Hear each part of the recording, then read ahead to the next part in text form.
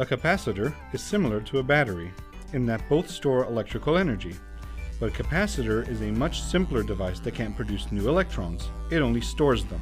However, capacitors can do things a battery can't, as we will show here. For the purposes of this animation, we'll focus on different parts of the current propagating through the wires at different times. When we close the switch, electricity immediately runs throughout the circuit. Although the convention is to think of electrical current as moving from positive to negative, electrons actually move from negative to positive, as we represent here with yellow particles.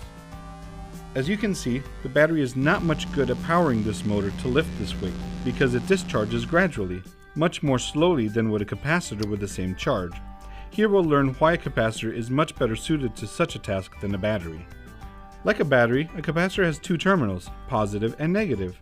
Inside the capacitor, the terminals connect to two metal plates separated by an insulator that keeps the plates from touching each other and allows them to hold opposite charges, maintaining an electric field.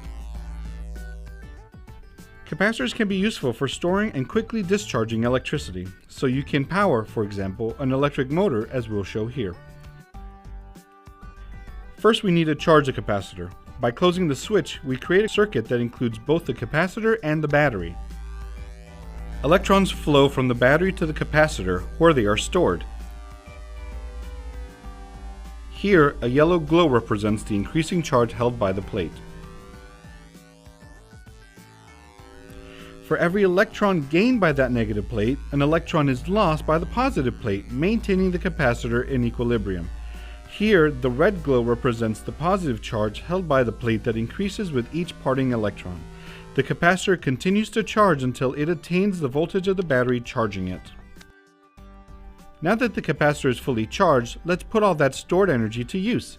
By connecting it to a new circuit, we can power a small motor.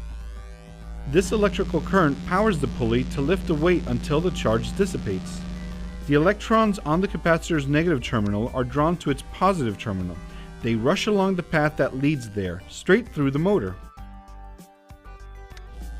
Let's watch this again.